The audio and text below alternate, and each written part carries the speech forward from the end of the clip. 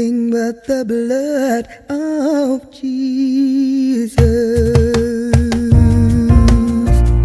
Nothing but Holy Lamb, Son of God.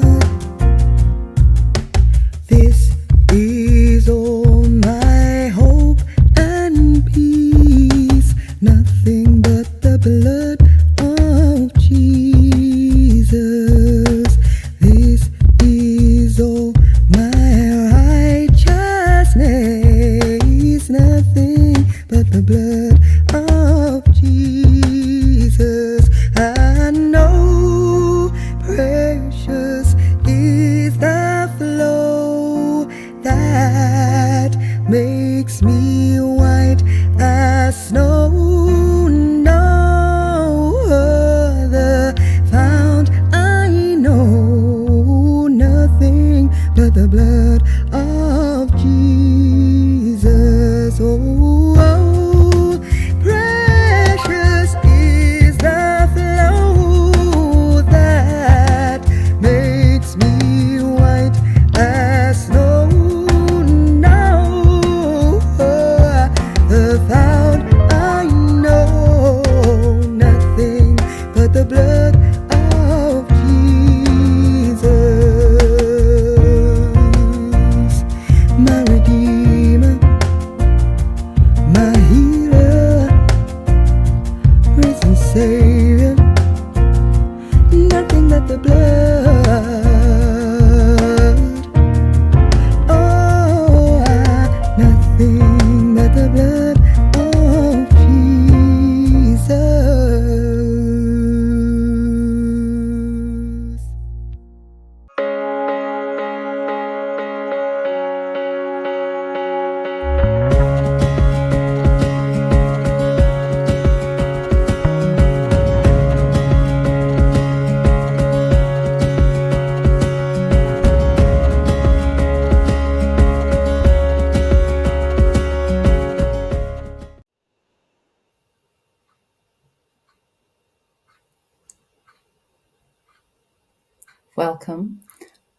Welcome to another month of our series in the Connect family. So this month, for the end of November, we're looking at a series which is all to do with neurodiversity. But before I get into that, I'm Shez Christopher, and I will be your host for this evening. I am the Region 1 North's Women's Ministry Leader. By profession, I'm a lawyer, but that's a double agent because my first profession is that of a Christian woman, a mother of one, a grandmother, and a foster mother to many.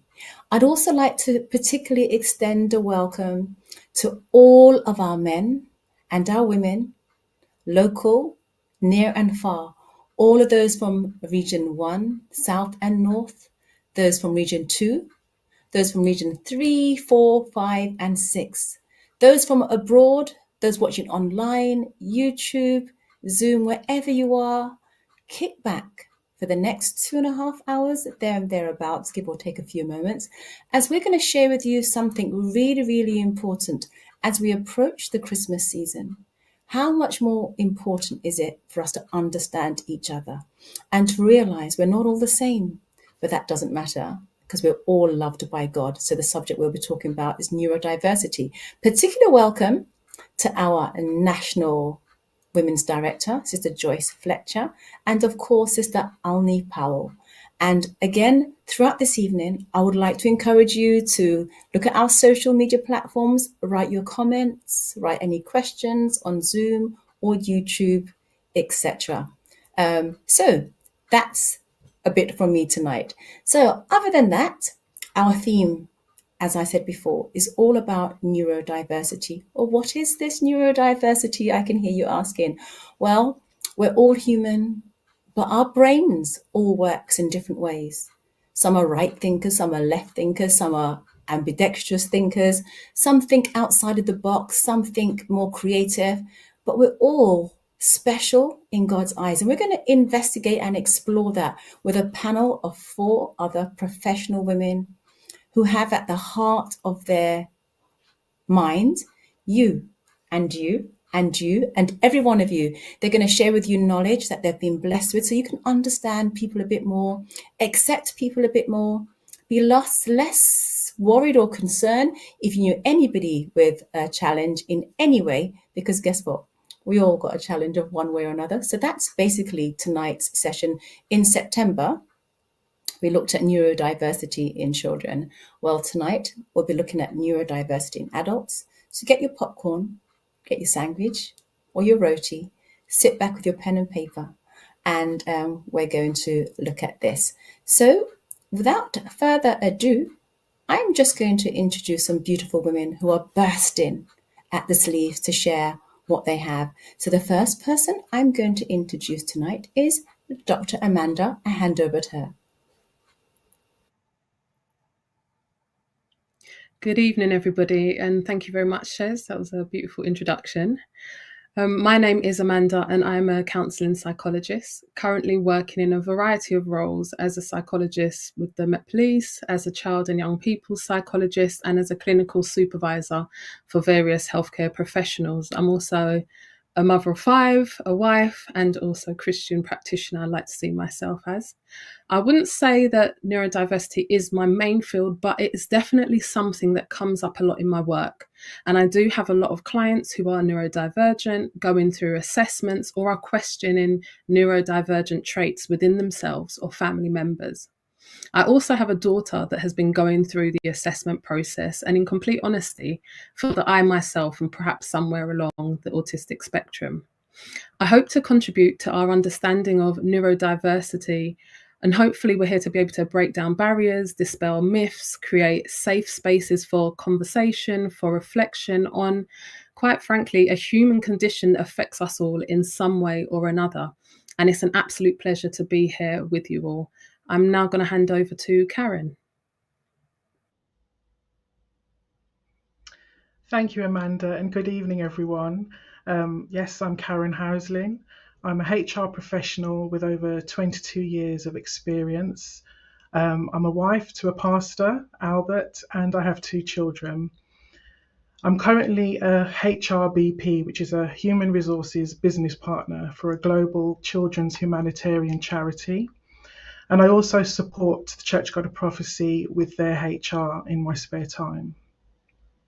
This evening, I hope to clarify the type of workplace support a neurodivergent individual should expect from their employers, and to hopefully bring peace of mind wherever possible to those who may not feel confident letting their employer know how they will be perceived.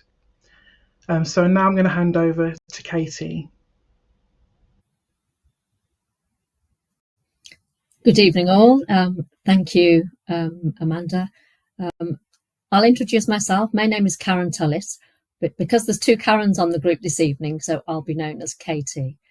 I'm a clinical nurse specialist, having been nursing for 42 years, and my main field was end-stage kidney disease.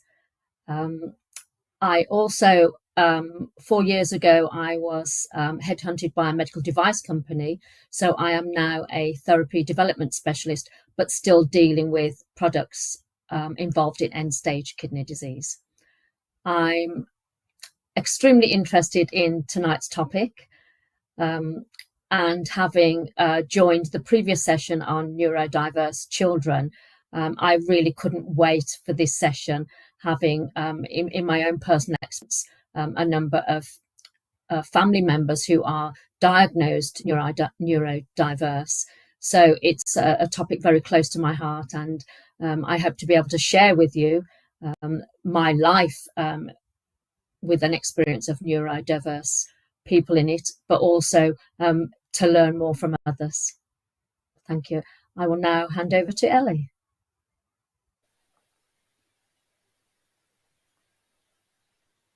Good evening, everybody. Thank you, Katie. I'm Ellie Devereux, and I'm also a nurse. I'm a mental health nurse practitioner in Derbyshire, and I live here in the East Midlands. It's a privilege to be on this panel. Thank you very much for inviting me. I'm a registered general nurse and a registered mental health nurse, and I currently work in a GP surgery, working with people with mental health difficulties. And I do meet a lot of people on a daily basis who are neurodivergent and or who have family members who are, and it does have an impact on their relationships, their education, and their employment. I'm involved in screening and the referral process as well. I'm in a neurodiverse family myself. As far as I know, I'm not neurodivergent, though that is open for discussion in the family. But my husband is diagnosed autistic, diagnosed at the age of 52. And my son is ADHD, diagnosed when he was 28, which brings under question of how come it was such a late diagnosis when I'm a mental health nurse, which is interesting. This is a very important conversation we're having tonight, and I'm delighted to be here. And I'd like to hand you back over to Shez. Thank you so much, all of you, for that introduction. And what's really interesting is, as Karen says, she said that everybody may be impacted or touched or affected by this subject tonight and not even know it. And having heard that some people are diagnosed as late as 52 or 26, but yet they've gone through life with a different way of looking at things. So it could be you, it could be you, and it could be you. But without further ado, I take great care and hand over to Dr. Amanda, who will be doing a presentation. Please take notes and get your questions ready. Dr. Amanda.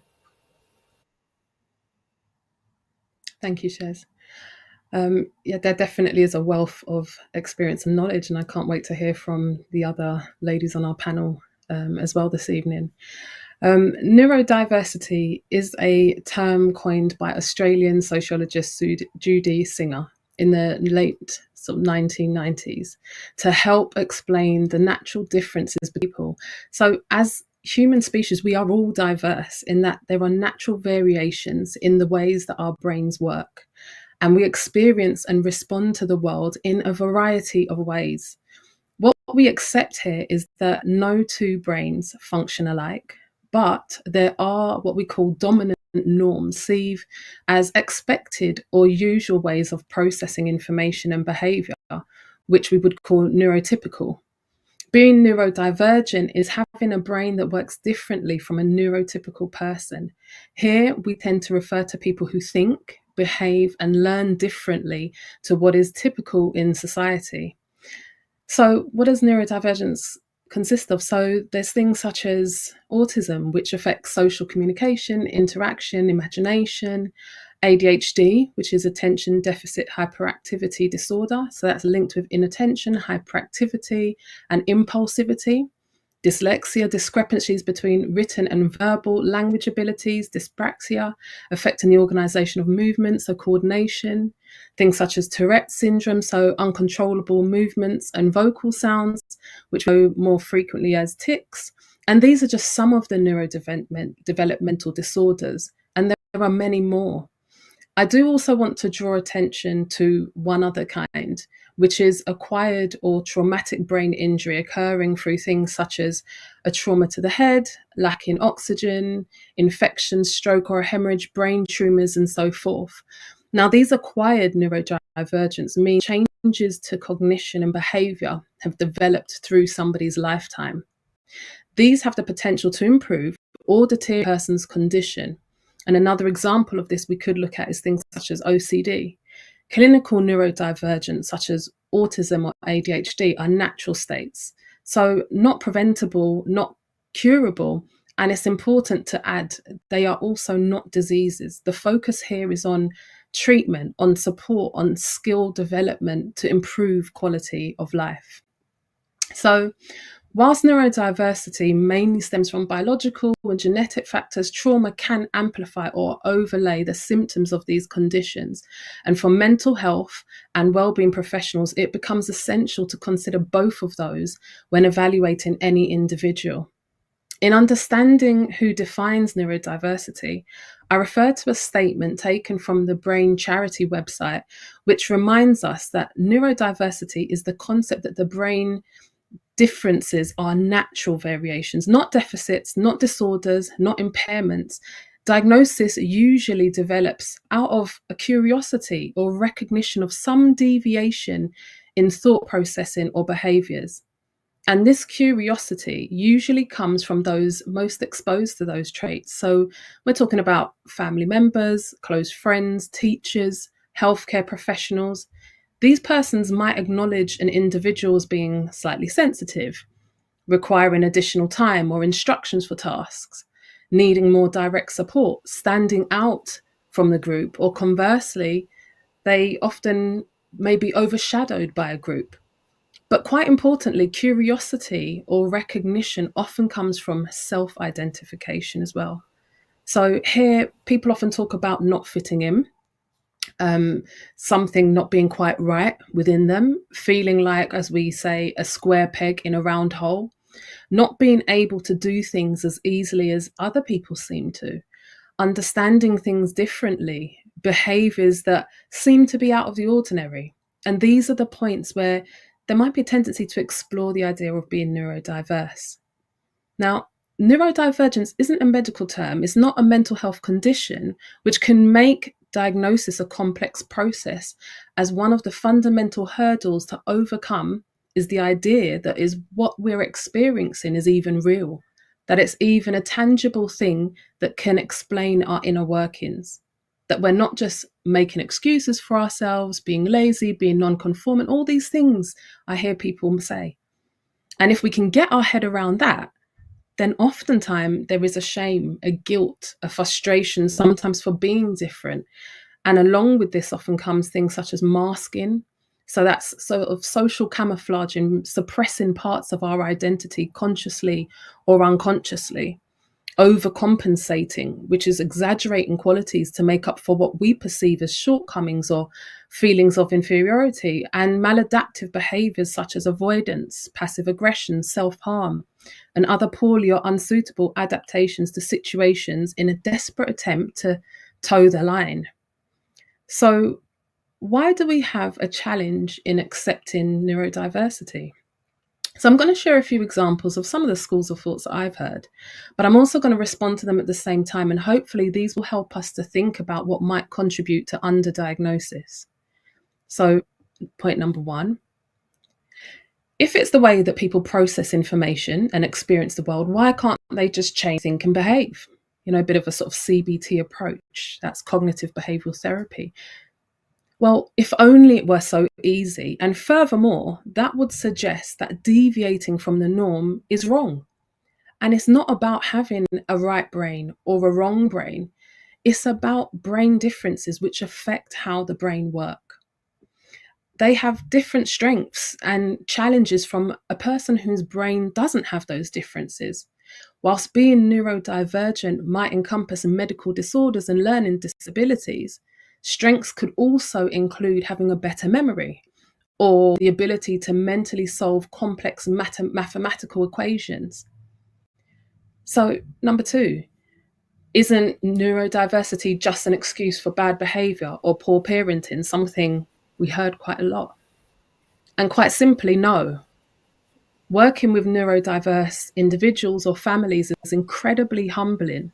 When you're given an opportunity to journey with someone navigating their complex internal world with thoughts and behaviors that they often are trying to understand, that sometimes isolate them from others, that sometimes they want to change, that they work so hard to manage, it's easy to see this isn't just somebody's choice. Everybody is neurodivergent these days. That's the third point. And actually, as with everything, there is a possibility for misuse of terms, which can be problematic. Neurodivergence isn't a one-size-fits-all. It doesn't explain every cognitive issue, no. And being used in a casual sense can lead to misinterpretation and misdiagnosis. However, historically, diagnosis of neurodiversity was predominantly made in children, and there was a belief that people would just grow out of them as they develop. Additionally, increased acknowledgement for neurodiversity has resulted in adults who've struggled through their lives to come forward for assessments, just as we heard some of those ages 52, 28. These are signs of progress and of acceptance. I've just touched on a few viewpoints for the sake of time, and there are others which focus on neurodiversity aligning with social models of disability and challenging traditional ideas of intelligence and ability. We also know that gender, age, ethnic background, social status, and the like contribute to notions of neurodiversity and access to support. And for example, in the UK, Asian school pupils are half as likely to be identified with ASD compared to white British pupils. And this might be based upon the diagnostic criteria primarily based on norms for white British children. Furthermore, the fear of social stigma in some cultures may discourage seeking help and support, where conditions such as autism are considered a curse or genetic taints. And the last example is that men are more likely to be diagnosed with a neurodiverse condition, specifically things like ASD and ADHD, than women, and perhaps due to gender biases in assessing, differences in presentation, and stereotypes of men being more prone to neurodiversity. As we can see, neurodiversity is multifaceted, and I know that in other sections we're going to further explore diagnosis, so I haven't gone into that. But even just touching upon some of the barriers to receiving diagnosis can help us to see just how complex and yet essential conversations like this that we're having today are. I'm going to hand back to Shez. Thank you so much, Dr. Amanda. That was just so full of information, but that is just the starter. You still have the main course and the dessert to get through. So just a few notes from that. This is not, it's not a deficit in your personality or your ability. Neither is it an impairment. And Dr. Amanda said everybody is touched by this in one way or another. And don't try to fit in with social norms if you are really not meant to fit in. Be yourself. Some people get to 52, 62, and they're being creative. But having said that, enough from me. We're now going to watch a video from a PhD student who's going to explain what it means to be neurodivergent. Hello, my name's Jessica Dark, and I'm a PhD student at Birkbeck University. I'm multiply neurodivergent, and what I mean by that is I've got several different conditions that work together to explain how my brain processes the world. But when you're thinking about neurodivergence, it's really important to not differentiate between the mind and the body. Everything I think, everything I process impacts how I feel, how I communicate, how I respond to people, and how I respond to the world. So the level of disability that I experience is really dependent on what's going on at the time, the environment, how I'm feeling, and this fluctuates from day to day. The hardest thing I find being a neurodivergent adult is that people tend to judge me on my intellectual ability and my hyper communication skills at times. And because I present quite bright and quite articulate, they don't seem to realise that day to day can be a bit of a struggle. I can burn myself, I can fall over, I can find environmental situations really overwhelming.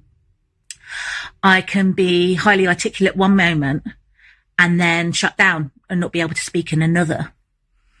And the differences in my presentation, I find, is what really confuses people. It's not as simple as saying somebody is disabled and somebody is high functioning. You really kind of have to consider that person throughout the entirety of their day and their functioning throughout that day. Just because you see somebody presenting in front of a crowd doesn't mean that they're not petrified inside. And it doesn't mean that at the end of the day, they're not overloaded and in bed in pain. And that's another thing that I think is really heavily important to recognise, is that sensory overwhelm, particularly for me, is painful. It impacts me physically. It impacts how I can process the rest of the day. If I'm overloaded, I may not be able to cook for myself. I may not be able to undress for going to bed. I just flop. So when you see an autistic person or an ADHD person or someone with any neurodivergence, and you think, oh, look at their skills, look how high functioning they are, look at how intelligent they are. Please remember that person still needs supports.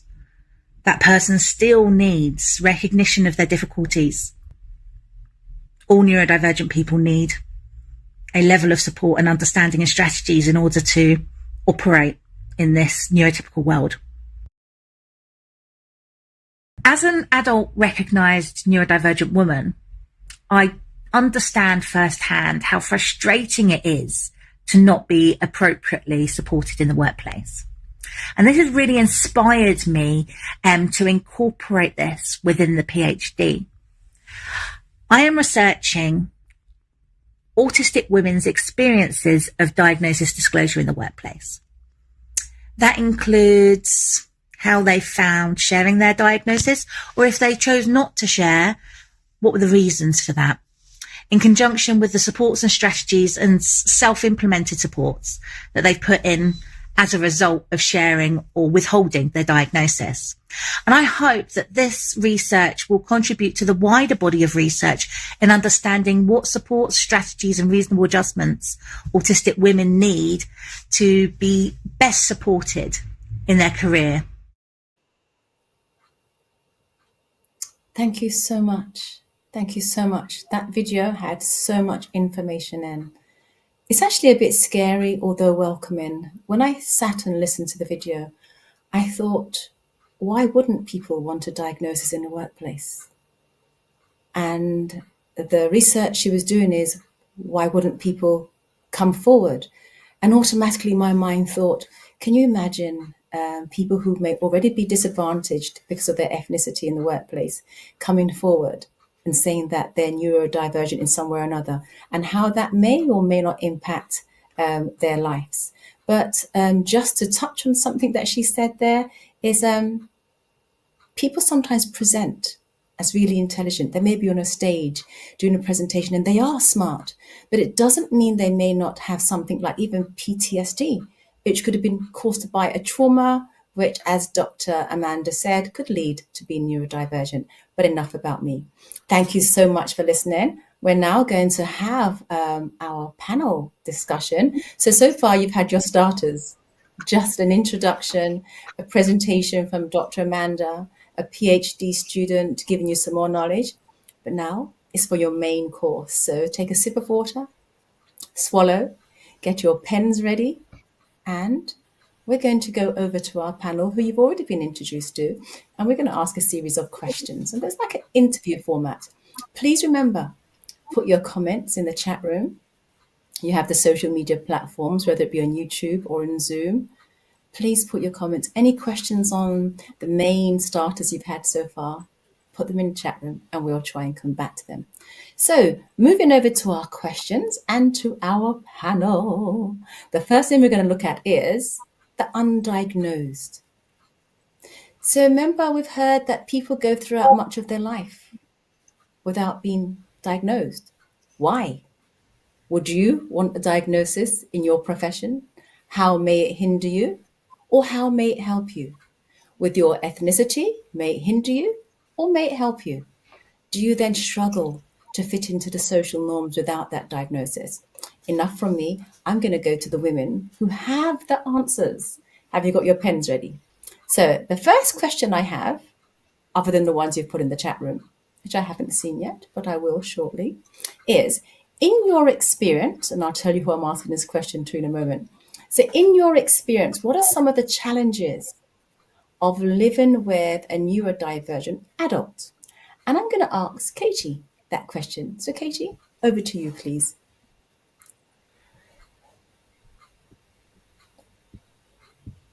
Thank you.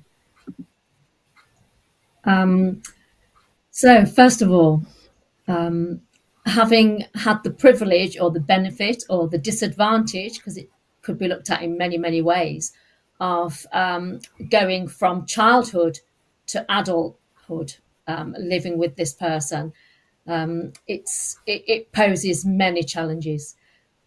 But first of all, I'd like to say that as time goes on, because you understand more and you learn to handle it, you have a greater understanding, So you actually adapt your own life to manage the person who's neurodiverse. It throws up challenges like there's definitely no lying, and as we're all Christians, that's fantastic anyway. But you can't even sort of say maybe. You have to give a decisive answer to something. It's either yes or no, we're going or we're not going, we're doing or we're not doing. Because if you said maybe, then you considered it, and the answer was probably to whatever that person wants it to be. And that could be, well, we're going. You said we were going, even though you said, I'll think about it. You have to stick more or less to a calendar. You can't change the day you shop. You can't change what meals you have on that day, because, well, why have you done that? We always do this on this day. There's no everything is straight down the line. There's no looking at doing it that way or looking at doing it that way. There's only one way to do things. Emotionally, you either like them or you don't like them. You either love them or you hate them. There's nothing in between, whereas you can have mixed feelings. There's no mixed feelings. So that poses problems on its own. You can't win an argument because they only see their way. And the more you try to challenge their way and get your point across, their voice will get louder and louder. So you'd learn to adapt. You learn maybe not to bring up a conversation, or not to argue with something, or not to challenge something that was being said. Having the news on can cause absolute chaos. So it's best not to have the news on, because an argument could start about something that's been said. So I think you learn to manage the situation. And I'd like to say, I think it gets easier because you know them. And that's easy for somebody who loves somebody. But out there in the bigger world, of course, people don't know them. So it poses difficulties. Thank you, Katie, for that. As you were saying that, I thought, you mentioned that we're all Christians. And I thought, just when you go to church on a Sunday or any day in the week, there are so many different personalities. And sometimes you wonder, why is she like that? Why is he like that? Why is he always outspoken? And then I go back to what Karen and Dr. Amanda said. Everybody is touched in one way or another because there's so many different personalities. But thank you so much for sharing that. And you know what? For those people who like to debate, does that mean they're neurodivergent? That could be so many people. All right, the next question we have is, how can the workplace support or offer support to the undiagnosed? And I'm going to ask Karen that question. Over to you, Karen. Thank you. So in general, all workplaces should foster a culture of inclusivity and understanding of all people, regardless of their differences, and to listen to them so that they feel heard. It's particularly important for people managers to provide reasonable flexibility when dealing with their staff, as being neurodivergent will often amount to a disability under the Equality Act 2010, even if the person does not consider themselves to be disabled. So it's even more vital that the environment is one of inclusivity. It's also against the law to discriminate against anyone with a disability, so employers should have processes and policies in place to tackle any form of discrimination swiftly. The law also states that employers should make reasonable adjustments to ensure that those who are disabled are not disadvantaged compared to those who are non-disabled. And just to note, I am aware that not all neurodivergent people like the term disabled, but I'm using this word because of its standing in employment law. Reasonable adjustments could be providing an applicant with interview questions before an interview. It could also be having meetings mid-morning instead of first thing. It could be placing someone's work location in a darker or quieter area of the office The list is endless, but as long as it is classed as reasonable, it should be accommodated where possible. I have a neurodivergent colleague in my team who finds it very uncomfortable sitting in an open plan office. He finds it difficult to concentrate, which makes him anxious. So he sits there with his headset on, blasting loud music.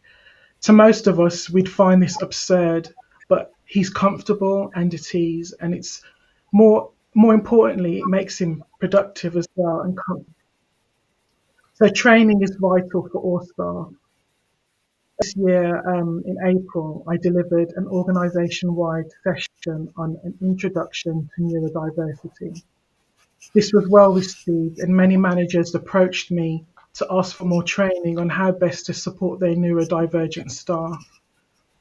The colleague who sits with his headset on that I spoke of, he spoke about his neurodiversity and its intersectionality with mental health issues.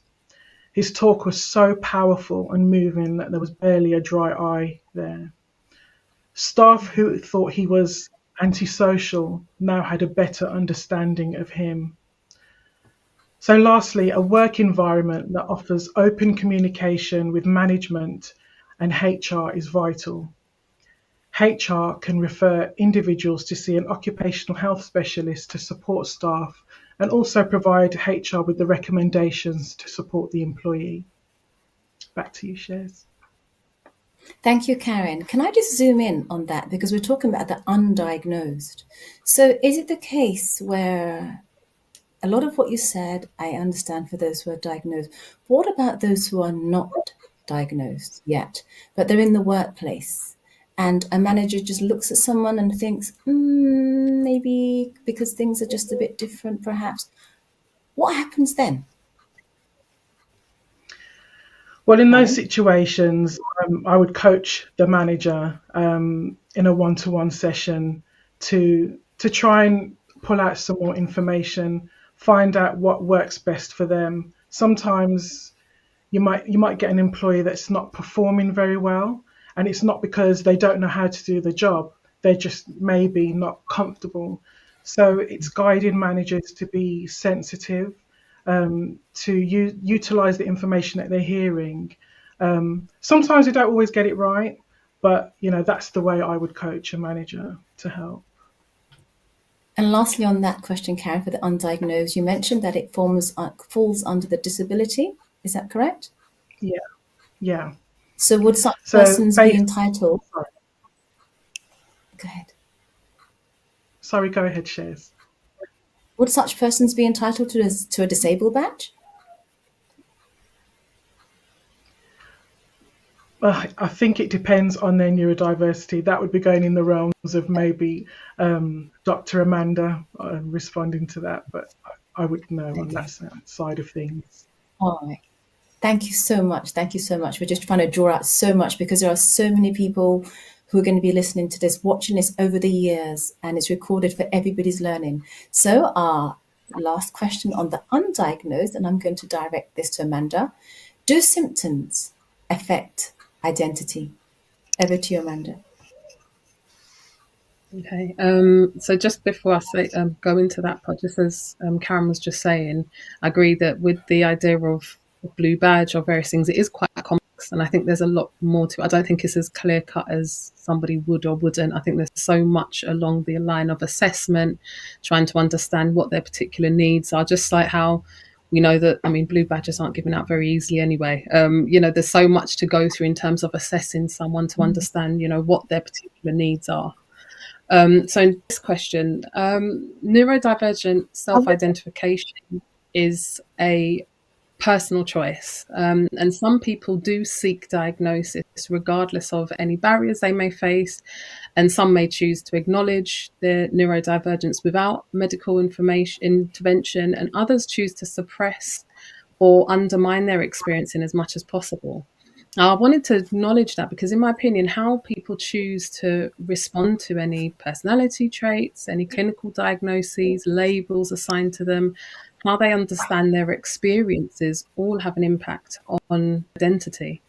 Our identity is our sense of who we are as individuals and as members of social groups as well. For example, I'm a mum, a wife, a daughter, employee, clinician, a neighbour, a friend, and all these different identities that I possess also require different aspects of my identity to kick in. So, for example, when, with my kids as a mum, the identities of a clinician and employee are not at the forefront. Similarly, when working with clients, the identities of mum and wife take a backseat. And that's what helps me to remain within my professional remit and informs the level of intimacy I might bring to that relationship. But what happens when those parts of me aren't so clearly defined? And what happens when there are aspects of me that could be triggered or influenced involuntarily? Or what happens when my information processing or behavioral responses might deviate from what is seen as the social norms? And this is what we're considering when we're thinking about those who are neurodivergent. A short while ago, I said that in my opinion, people choose to respond to traits and diagnoses experiences affect their identity. But actually, how we choose to respond to these things has a lot to do with how our brains work. And so neurodivergence, as mentioned before, is not a disorder. It is an identity. It's a neurological function which affects how someone communicates, how they behave, how they respond to the world around them. And traits may include challenges in behavior, speech and language communication, masking, interpersonal relationships, social isolation, sensory difficulties, mental well-being, sleep hygiene, information processing, and differences in interests. These may contribute to low self-esteem, self-harm behaviors, feeling misunderstood, and not being sure of yourself. Neurodiversity is not an illness. It describes difference in how we process and how we develop. And thankfully, we are learning to move away from negative associations in order to accept and accommodate difference. And therefore, what we want to do is use those sort of neuro-affirmative language and behaviors which can positively shape and celebrate neurodiverse identities. So, for example, in a couple of examples, and I think Karen touched on this as well and what she was saying, many people who are neurodivergent might struggle in social situations, which might make it hard for them in terms of, getting a job. They might find it hard to build and maintain certain relationships due to communication difficulties. But however, it doesn't mean that they can't be good at a job if when hiring, we're focusing on their abilities. And actually, people can thrive in their work. It's actually maybe their skill is attention to detail. Likewise, having consistency and routine can really help build trust in healthy relationships. Another example is someone who's neurodivergent might struggle in noisy environments or situations. Karen gave the example of a work colleague, and that means that a busy a school, entertainment venues actually might feel really overwhelming. But actually, noise cancelling headphones, hybrid working, designated workstations might also help in terms of being able to give quiet, safe spaces, the autonomy that they need to be productive in whatever it is that they're doing, because actually maybe their strength is in the ability to focus on their task intensely.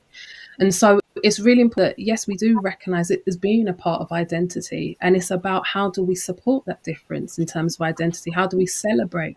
How do we recognise that instead of stifling that and instead of looking at sort of negative connotations to that? And back over to you, Shiz. Thank you so much. Dr. Amanda's just unloading. She's just unloading. And I hope you're eating your main course. Because as she mentioned that, I thought about, Dr. Amanda, when did you say that this term first was coined? I believe 1998. So then it made me wonder what was happening before 1998 when it talks about your identity and how such a difference of brain function would have been perceived. I think about Einstein. Would they have said he was a neurodivergent? I think about Beethoven. I think about Genghis Khan. Everybody who has a difference, but yet they were excellent at so many things. So it's an interesting conversation. I hope people are being able to identify and to grasp and to learn and to appreciate. And we're going to have our next questions. We're going to move on to another area under this same heading, and it's the journey to a diagnosis. And as you heard, some people are not diagnosed till they're retiring. You may have a family friend, a husband in their 50s, 60s, 70s, who's never diagnosed. But as was said by Katie, you learn to love them. You learn not to argue. You learn just to think, okay, well, there's something different about them. So the first question I have, I'm going to send this question out to Dr. Amanda and to Karen. And it's, what might lead to an adult to suspect that they might be neurodivergent and seek a diagnosis? So we'll go with Dr. Amanda first, and then we'll hand over to Karen. Okay, thank you. So an increased awareness, I would say, of neurodivergent traits in adults has led to many seeking assessment or diagnosis. Many of the adults that I have come across have shared that, maybe they've got children that are currently going through a diagnosis. Some have got adult friends or relatives that have a diagnosis or are seeking one.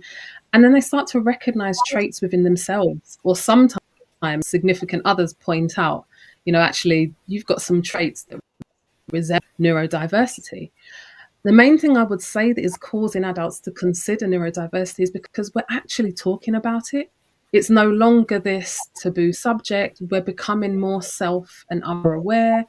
We're focusing more on well-being. There's an openness and appreciation for difference of experiences. We're actively trying to be more accommodating as a society. We're not so much seeing difference as a hindrance or a negative, but we're actually starting to normalize things. And I think upon a time, people would battle in silence with various challenges. And even if they then did feel that there was something going on, it was, do I go for help? But today, people are seeking diagnosis. And I think that sometimes what people are looking for is a validation, because they want some sort of recognition for their experiences. Sometimes it's about access to support. So, knowing where do I get help from, whether it's financial help, housing support, some sort of advocacy, whether it's to understand themselves better, to understand need. Sometimes as well can be to avoid misdiagnosis. So we know sometimes, there are those comorbid presentations. There are the fact that mental health conditions, do have some of the similarities and sometimes can overlap, as I said earlier. But actually, sometimes people want to know, actually, is this that I've got depression? Is this, that I've got anxiety, or is something else going on? Sometimes it's about being able to avoid stigma. A lot of time people might use these terms to people to say that they're being a certain way or trying to follow a certain trend, and they're saying, actually, no, let me seek some sort of a diagnosis so I can make sense of this. Sometimes it's about a shared experience. So, when we know what's going on for us, then actually it means that we can connect with other people that also may be having those experiences. Sometimes it's helpful for us because it enables us to be able to explain to others, why is it that I may experience things differently? What's going on for me? It gives access, as Karen said before, about the reasonable adjustments in terms of work or places of study, various other things as well. And also to help us to learn those helpful coping mechanisms to be able to better manage in social situations or to better manage our general well-being.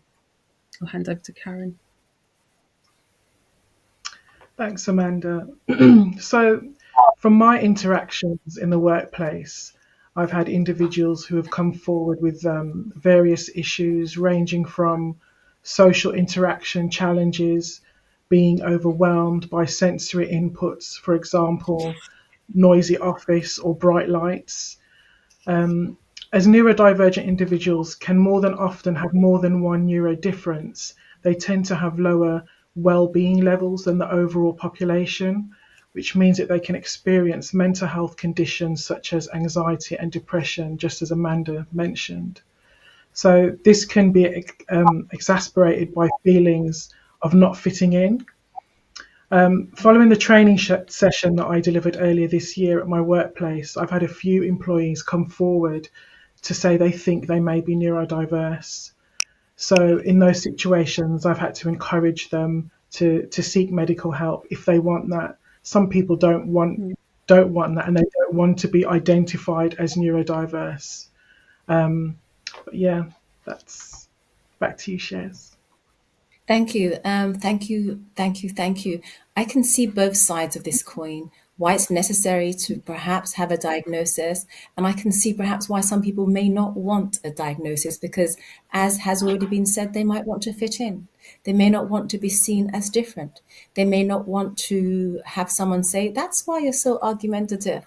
I'm just joking. But no, I'm being serious. There are going to be both sides to both coins. But the more people talk about it, is the more people become aware. And even if they don't get a diagnosis, they have the opportunity to now look it up online and seek to rectify and readdress and open their own mind as to why perhaps they think this way, why perhaps they feel afraid of noises, etc., etc. So this is opening up a big spectrum for everybody to learn from. So sticking with the theme of diagnosis, the question is, who is involved in obtaining a diagnosis? I'm going to first ask that question to Ellie.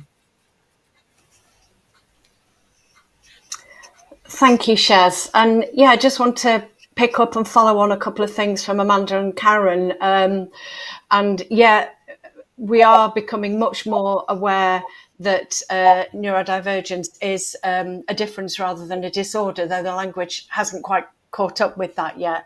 But of course, many people who are neurodivergent really have struggled throughout their lives and are disabled by way of the fact that they are neurodivergent. So it is quite difficult to live in a neurotypical world. As Amanda was saying earlier, the world it kind of works around neurotypical people. And if you're not neurotypical, it can be really difficult to get on in life. And a lot of people have experienced a trauma just as a result of being neurodivergent. So yes, I see a lot of people who are seeking a diagnosis.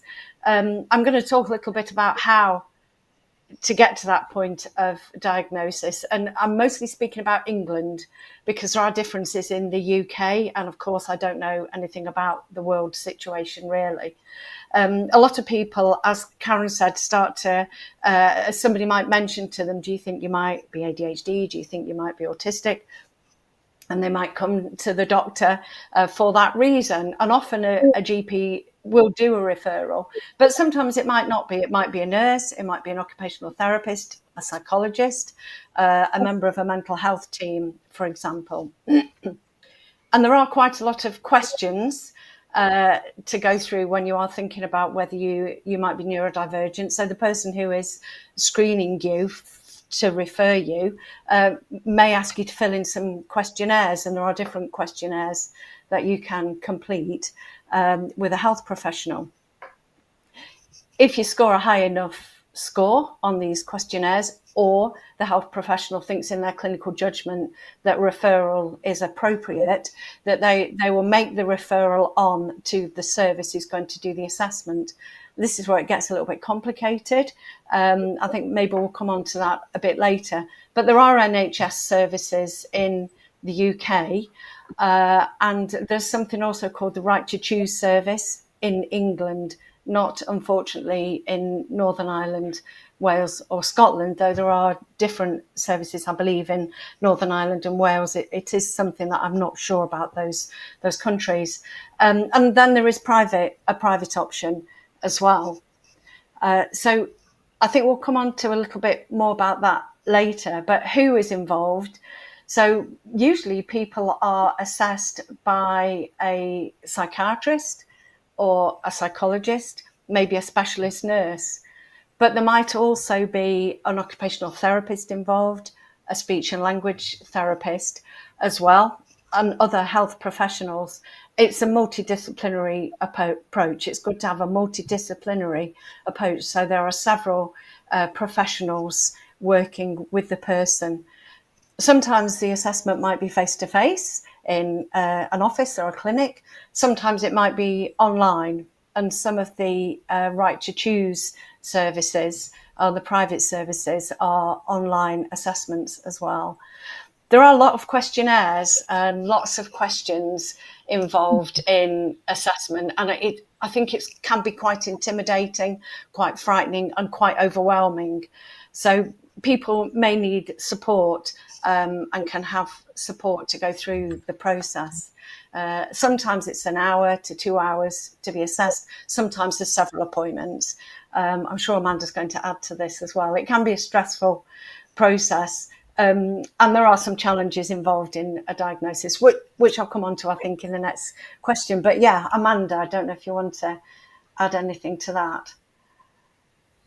Yeah, no, that's brilliant. I think the only thing to really add as well, as you said, it can be a really, really difficult process. It can be overwhelming.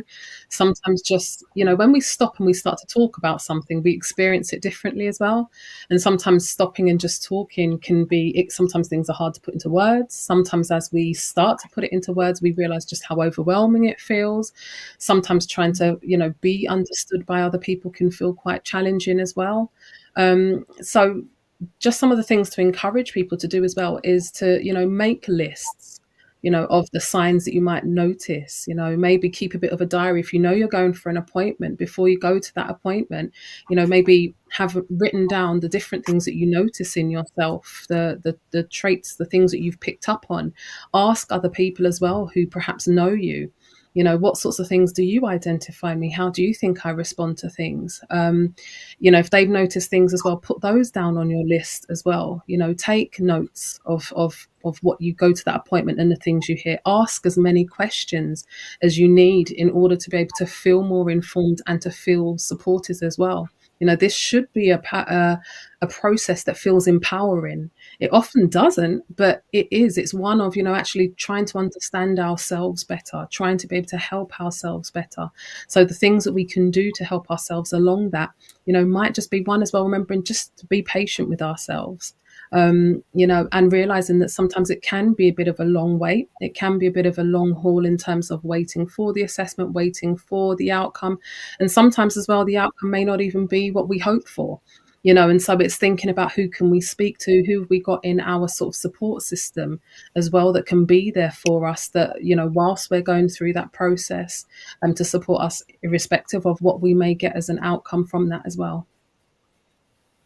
Thank you both so much. I just wanted to ask a quick question on that. Amanda, no, it was Ellie, I think, who touched on this part. The right to choose. Yeah. What did you mean? Do you want me to? Okay. So in the UK, there are NHS services, so standard NHS services, usually within mental health teams, psychiatric services, where you can be referred in a lot of areas, not all areas actually, and some services are being cut. Unfortunately, where I live where I work in Derbyshire, some of the services have recently been cut. So there are no NHS services other than this thing called right to choose. And what that is you have a right as a patient in England to go to your doctor and say, I'd like to be assessed for ADHD or autism. Those are the two conditions that you can choose under right to choose. I'd like to exercise my right to be referred to a private provider, but it is funded under the NHS. So that's what the right to choose is. And there's a bit of a process to go through. And you do have that right. When we talk about challenges in a moment, it can become a little bit complicated. But that is something that's really important for people to know in England, because the waiting list can be shorter. Thank you for that. I wanted you to explain that, because I often tell people they have a right to choose and they're stunned just in their normal GP practitioner relationship. I say, you do have a right to choose. So thank you so much for actually expanding on that in this regard. And having listened to Dr. Ellie, I sat and I thought about the process of who is involved in a diagnosis. And I could actually see why some persons of color, men in particular, may be intimidated or afraid to go and say to a GP or to a health professional, I've noticed these traits that I have. They may think of a misdiagnosis. They may think they're going to be carted off and injected. They may think that their family may not consider them to be as strong as a man as they were. But the more we talk about this, the more they'll realize it's okay. It's okay. So thank you for sharing that. We're going to have another question. And the next question, you guys are doing amazing, by the way. I really, really thank you so much for your wealth of knowledge and for choosing to share it here today. So to our panel of very brilliant women, and my next question is, what are some of the issues involved in obtaining a diagnosis, i.e. waiting time? You may have crossed it a bit, so if you cross it a bit, doesn't matter. I'm going to throw that over to Ellie. Yeah. Oh, thank you, Shez. And just to pick up on what you just said, we do know that people from Black, Asian and ethnic minority groups are really underdiagnosed and underrepresented in diagnosis. And also people from lower socioeconomic groups tend to be diagnosed more, which is a good thing, because we know that particularly with ADHD, we believe that about 80% of the adults with ADHD in this country are not diagnosed yet. But there are discrepancies in the diagnostic and referral process, definitely. So yeah, challenges obtaining a diagnosis. Prejudice is the first one on my list, which I've already mentioned. And also things like the narrative of there's too many people being diagnosed. We see a lot in the press. It's quite a well discussed subject at the moment. People do say things like we're all autistic, or we've all got ADHD, and it can lead to prejudice with regards to trying to get a diagnosis. A lot of people have been misdiagnosed in the past with other conditions, some of which are called things like borderline personality or emotionally unstable personality. And so sometimes when often women, have those diagnoses, it's quite difficult to get a different diagnosis and to find out actually what is the difficulty that they're experiencing. So I'll just move on to my next page of notes. Sometimes family members or the society that people are in don't believe in neurodiversity, don't believe that in mental health. So that can be a challenge. We've talked about some groups being underrepresented, and then waiting lists. Yeah, it's a real problem. So the NHS waiting lists, I'm sure you've all seen this, can be anything from 2 to 5 years, even longer, I think, in some areas. The right to choose waiting lists in England are anything between 10 weeks and 18 months. So it's significantly different if you can get on the right to choose pathway. And then there is a private pathway. Of course, you have to pay for that. And one of the things with the NHS pathway is that often there is support and resources for people who are on the NHS pathway, which there aren't on the right to choose pathway. So it becomes quite complex, and it's a complex decision. The whole diagnosis process is quite complex, as Amanda said, intimidating, overwhelming as well. And then people need to think about what's going to happen after diagnosis. Where do I go from there? So I expect there's more challenges. I don't know if other people want to chip in there with challenges to diagnosis. Floor is open to the panel of professional women.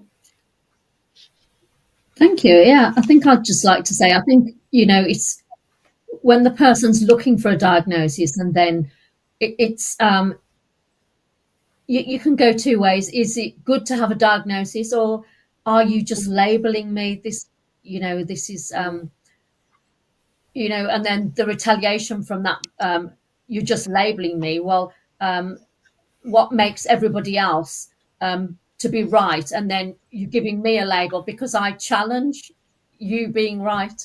So it's I think it's not the easiest decision to make, to get a diagnosis. No.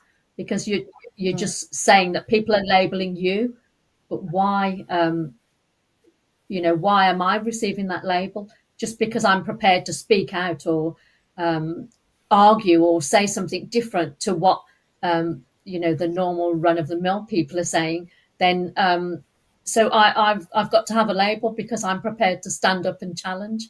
So it's it can be quite difficult to go down that path.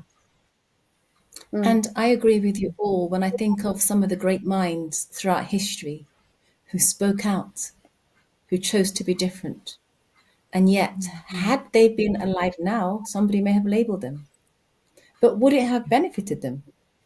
Or would it have hindered them? The conversation is good. The conversation is necessary. We've looked at the undiagnosed. We've looked at the journey into diagnosis. And now we're going to look at post-diagnosis. So the next set of questions, how can you maintain a positive outlook once you've been diagnosed? And I'm going to send that over to Dr. Amanda in the first instance, and then to Ellie.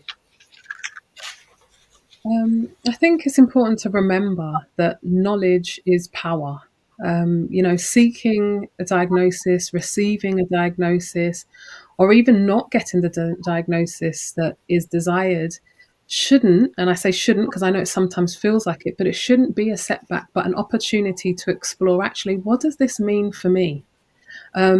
Not a question so much of why has this happened to me. And we sometimes can find ourselves in that position, for various things that happen in our lives. We do stop and think, why me? Why has this happened? And that can send us in a bit of a spiral.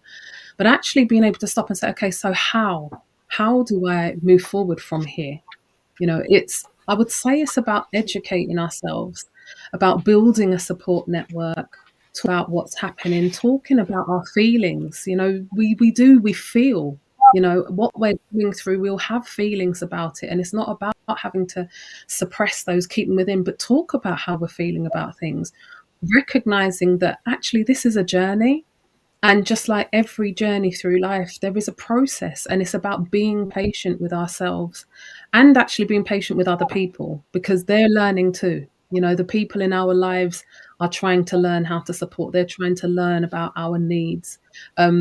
Professionals that might be working with us are trying to learn about us. And the thing is, it's not a one size fits all, so people can present very differently. So there are times where things will make sense to us. There are times when things and situations won't make sense. But actually, sometimes it's about, how can I healthily adapt to the environments? How can I keep in the back of my mind, or keep in the front of my mind, that neurodiversity is about difference? I wasn't created to be like somebody else. We're not here to be a carbon copy of each other, but actually the very best versions of ourselves, with all of our quirks, with all the things that make us up, including that identity that could be neurodivergence. Over to Ellie. Yeah, excuse me, everything that Amanda's said, absolutely. And sometimes I think people do feel a sense of relief when they are diagnosed, because it makes a lot of sense of their life and the difficulties that they've had during their life in relationships, often education and employment. So sometimes people will feel better. That's what I've noticed in my experience at work and in my own family, but that's not always the case. And sometimes there's a frustration as well that maybe there's been a misdiagnosis in the past, or that somebody didn't pick up on it sooner. So yeah, everybody's circumstances are different, and there is an opportunity to certainly change things. We've heard from Karen about work, and Karen's work sounds amazing, really, genuinely. The work that you're doing, Karen, is fantastic. If only all employers were following your guidelines and principles. But I think it depends on the individual, and it depends on the circumstances. Back over to you, Shez.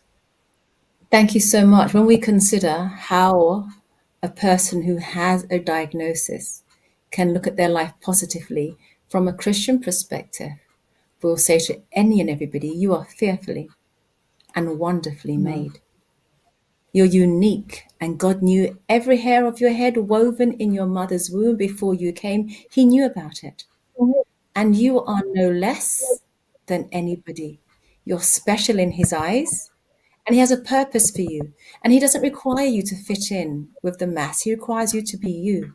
But he requires us also to be understanding of each other, and to look at people positively, even if they think differently to us. I go back to Beethoven. All right, moving on. We're coming down. Please remember, you can put your questions in the chat room. There's nothing too hard that our panelists cannot deal with. Isn't that right, panel? Okay. So the next question, talking about post-diagnosis, is how do people's lives change once they have been diagnosed? And this is really going across the panel. So I'm going to start with Karen on this one.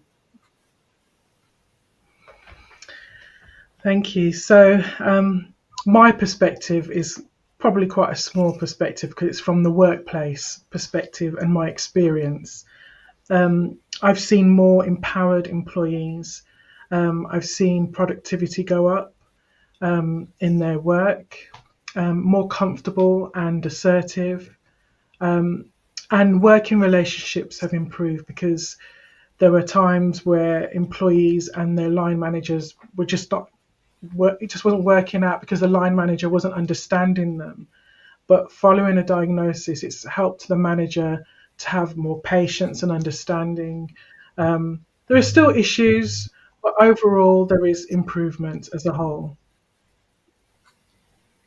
Thank you. Over to Ellie. Yeah, how can people's lives change? I think it's good to know what is available to somebody. So when they have a diagnosis, there are options. So for example, with ADHD, medication is an option. Not everybody will want to look at medication option, of course, but many people do, and it can be completely life-changing for people if they do want to start medication. So that's one thing that can change.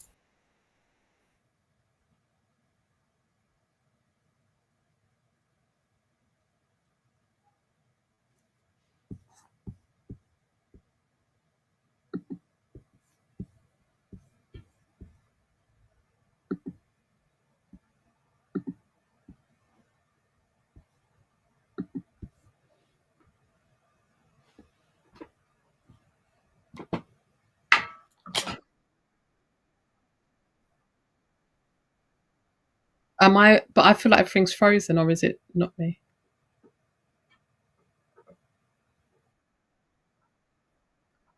Okay.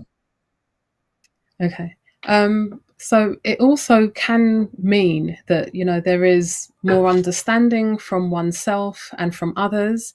I know before Karen spoke about empowerment, people can feel quite empowered, by receiving some sort of a diagnosis. They may have better access to support systems. They may have more reasonable adjustments where needed.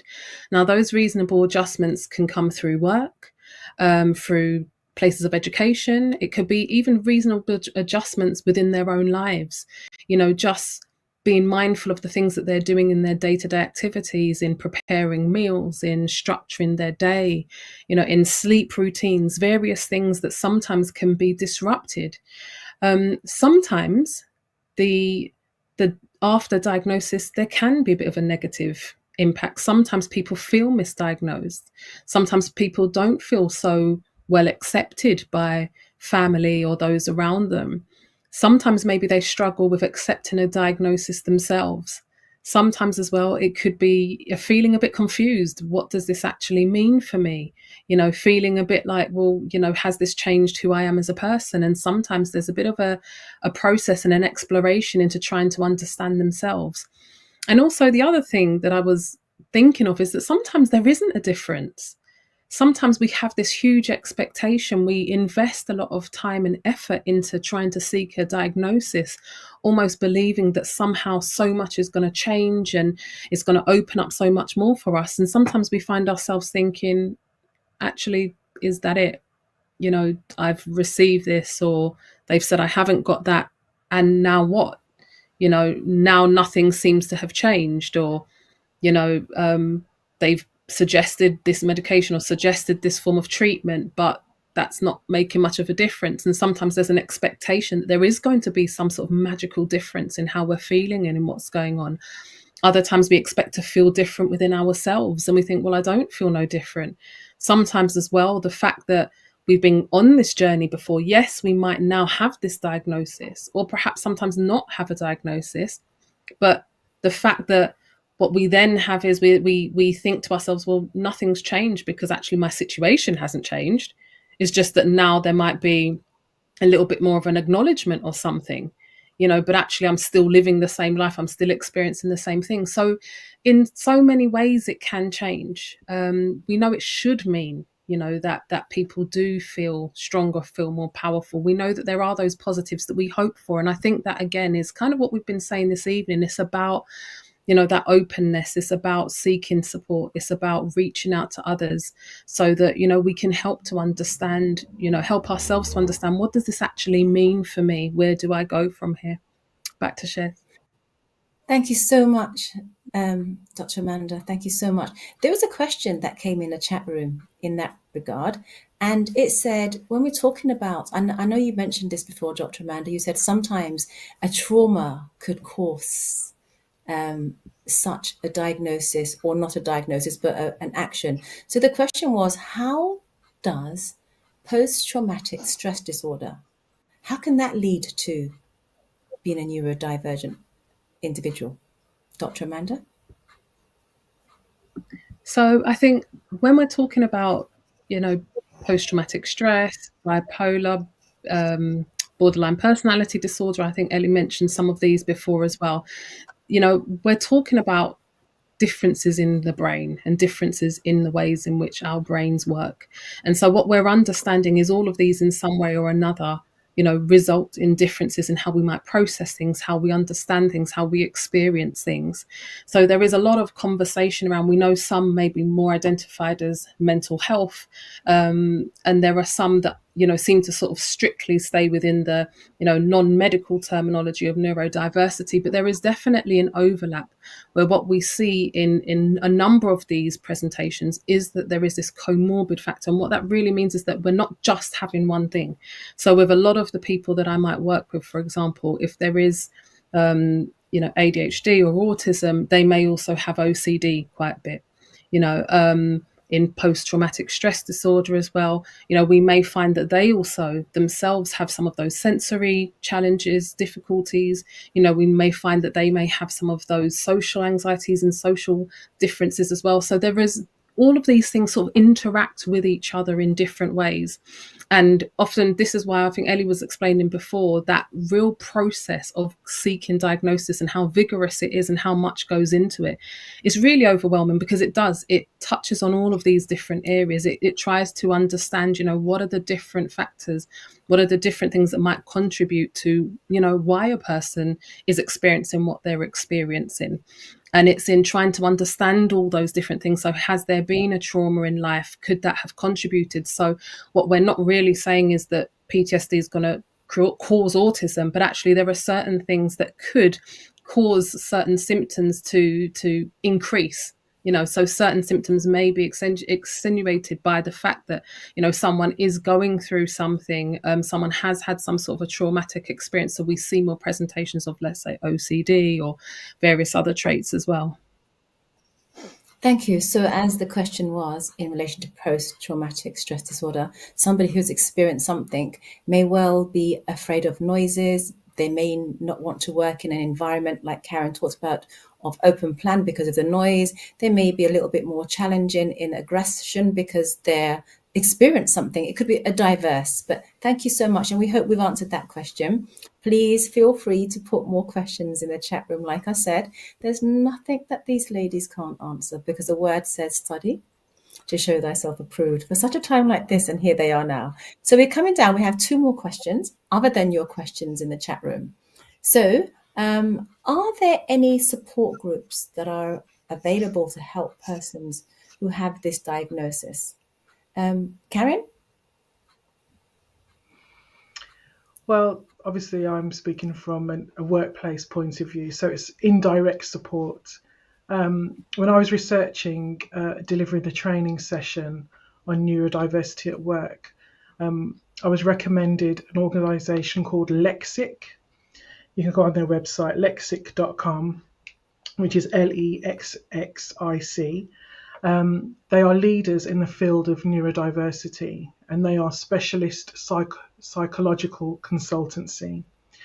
I attended a few of their webinars, which were all ran by neurodivergent professionals. I was so impressed. I would recommend them to all employers looking to gain more of an understanding of neurodiversity to make their businesses more inclusive. They provide lots of information and services for employers, and they have big clients that you would all have heard of there with Google, Boots, EasyJet, NHS, and the list goes on, a massive list. So I would say that's the indirect support group. Amanda, are there any other support networks people can reach out to if they feel they know somebody in their workplace, as Karen went, in your families, in your churches, just somebody individually wanted to reach out? Yeah. So, I mean, there's places such as the ADHD Foundation. There's another place I believe is called the Daisy Chain Project as well, which supports neurodivergent adults. Also, there's one that says I believe it's Thoroughday, so THRUDAY.com, which is, it's a charity that helps to support adults who are neurodivergent. And the other thing I would also encourage people to do is to look for local groups by reaching out to, through their GP, sometimes their local community mental health teams, any local minds to you as well, to see if you can connect more locally within your area. Sometimes there are support groups that actually meet up in person and various things. Obviously verify them, check them out a little bit, do a bit of research into that, perhaps asking people as well around, persons that you might work with if you're at work, if you're in a place of education, they will have access to all these information as well. I think what's really, really key to recognize is that nobody should be having to struggle with anything on their own, that reaching out and asking for help is the best way to be able to get access to that help and access to local help as well.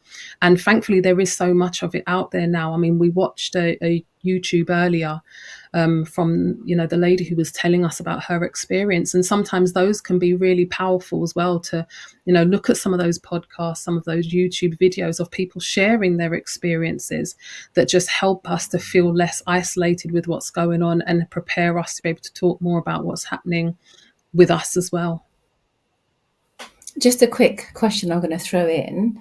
Dr. Amanda, do you have anything online that people could reach out to you? And I'm going to ask that to Ellie, and I'm going to ask that to Katie as well. I thought I'd throw that in there.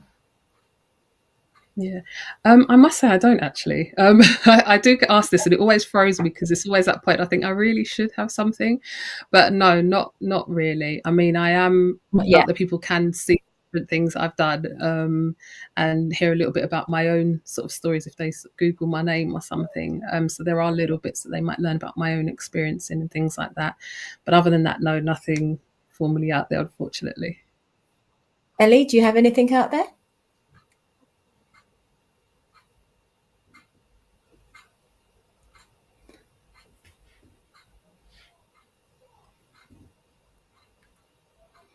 Ellie, can you hear me? It seems I muted myself.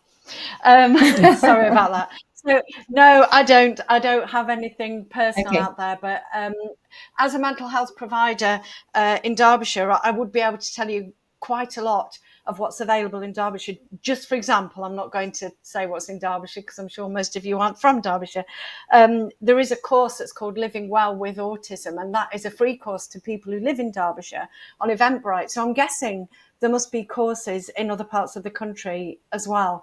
I would suggest looking on social media. There's a podcast called ADHD Chatter, which is really good. We do have to be careful when we're looking on social media, but there is a lot of content out there now for people to look for. And Katie?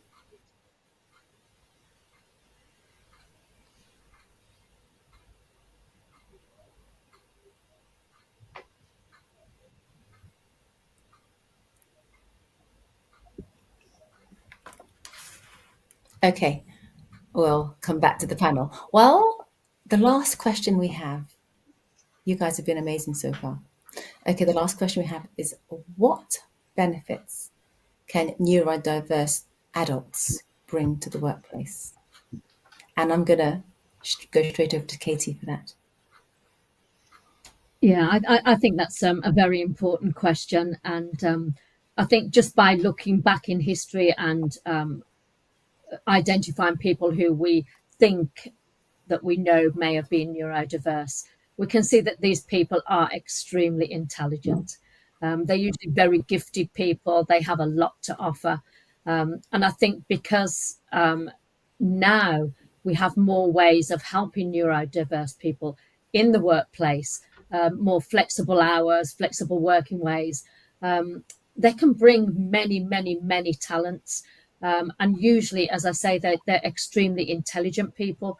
They may focus on something in particular, which is quite common with neurodiverse people, where they're really interested in one thing in major, and to be able to sort of really bring a high level of that particular topic to a workplace.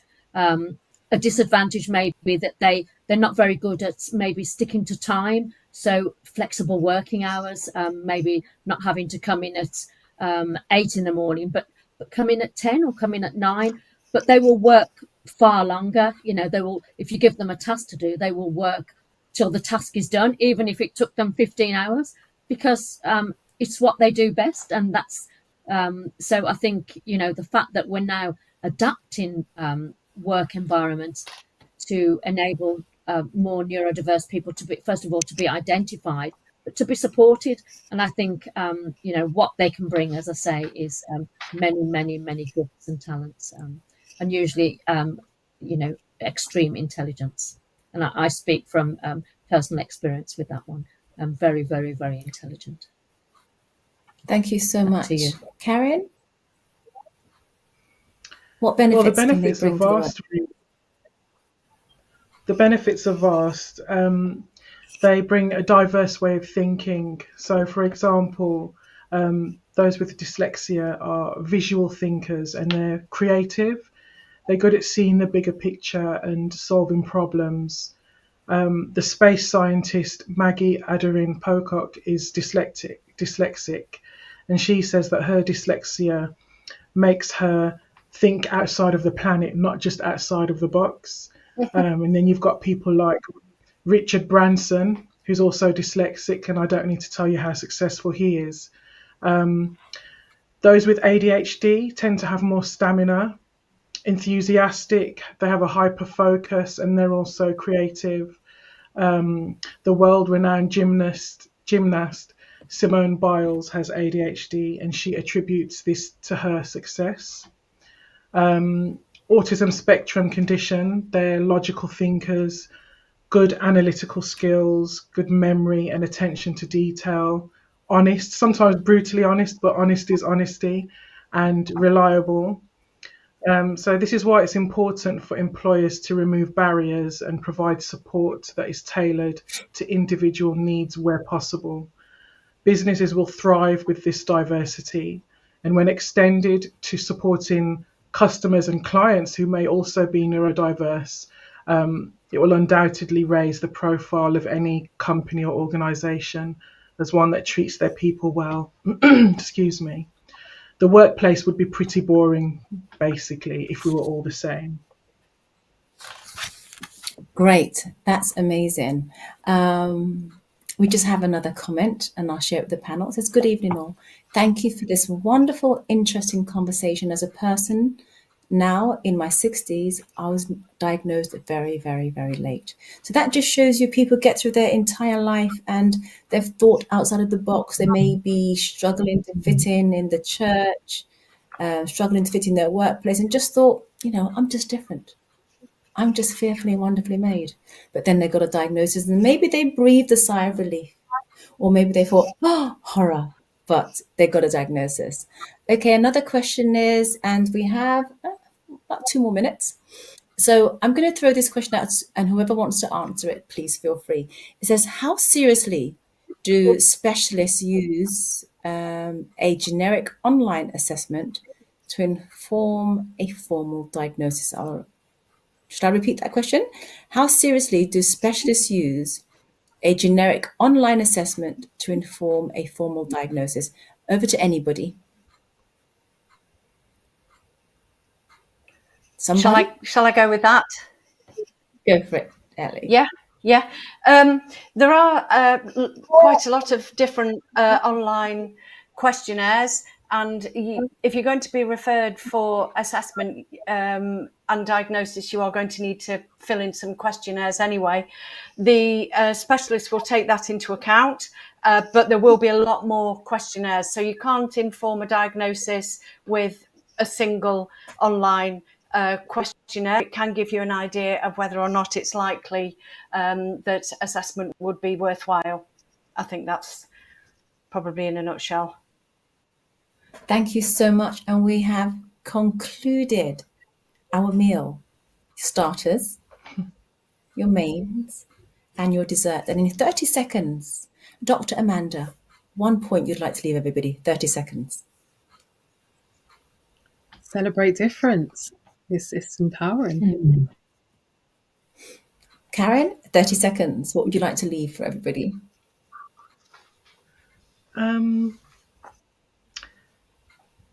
Celebrate difference and be patient. Okay, Katie, 30 seconds. What would you like to leave to everybody? It's good to be different.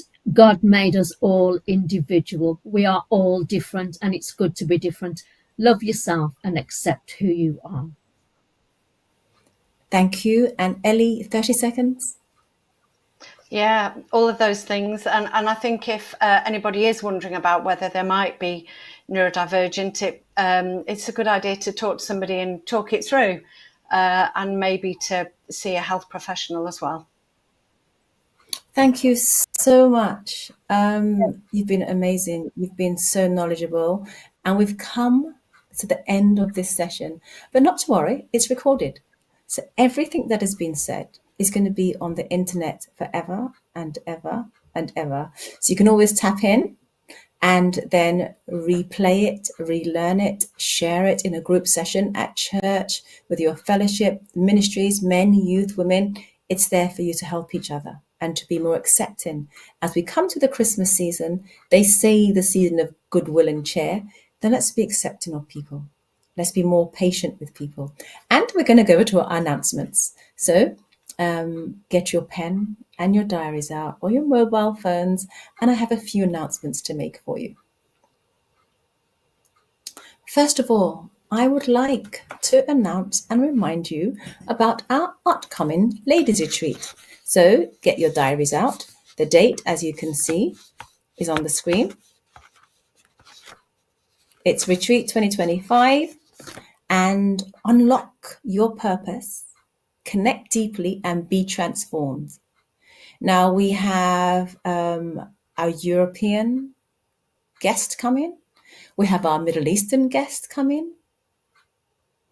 We have, as you can see on the flyer, all the speakers are here before you. So please, please, please, please save up your pounds and go across to the website, www.bit.ly/ladies2025, or head over to our corporate address at cogop.org.uk, but that will lead you back onto the bit.ly.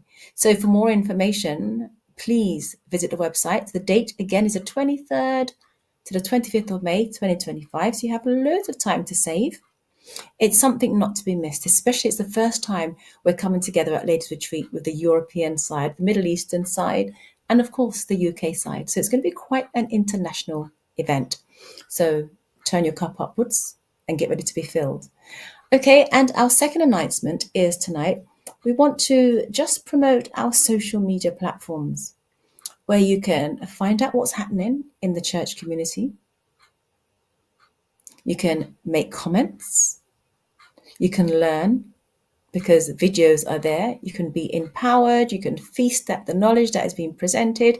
So you have Facebook, COGOP Women UK. You have Twitter at Joyce Fletcher 20.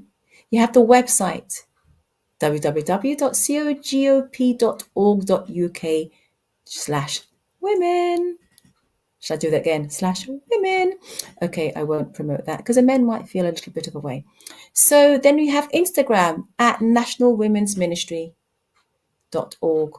Actually, no, at National Women's Ministry, COGOP UK. So those are the websites that you can find and support and ask any questions about what the women are doing. Okay, so having said all of that, that's all of our announcements tonight, but I want to end off with a big vote of thanks. And I want to thank all of those on social media for attending. I want to thank all of those in Europe, in England, in America, wherever you are on the globe. Thank you for spending these last 2 hours with us. We hope that you have feasted, that you've enjoyed your meal. We hope that you have learned and you can digest, and that we've shared information that will make you feel more comfortable, remembering that God made you an individual. You're fearfully and wonderfully made. Even if you think differently, even if you process information differently, there's nothing wrong with you. You're absolutely fine. Don't let anybody tell you there's something wrong with you, because you're not. So what if you think differently? You bring so much more clarity to the table, so much more thinking outside of the box to the table. And we need each other to survive. One song says, I need you to survive. So that will be to you. So remember, I also want to thank our technician, Bishop Errol Williams, without which we wouldn't be able to be here tonight. So thank you so much, Bishop Williams. Thank you to our National Women's Ministry leader, Sister Joyce. And of course, Sister Alney Powell. We're praying for you both, that you may continue to sow and that God will continue to sow back into you. Thank you for choosing us tonight. And as we close, we're going to close out with a video by Monique McKen, who is also the BBC Winner Gospel Award for 2021. Thank you so much for joining us.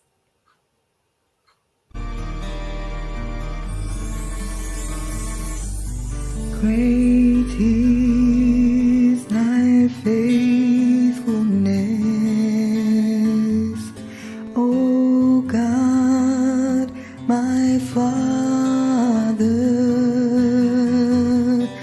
There is no shadow of turning with thee. Thou changeth not thy compassion, they fail not. As thou hast been now, forever will be.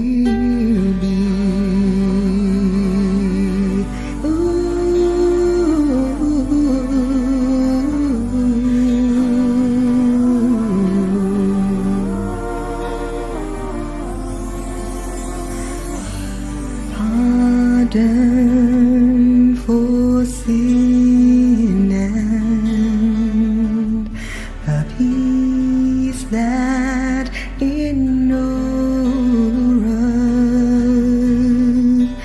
thine own dear presence to cheer and to guide,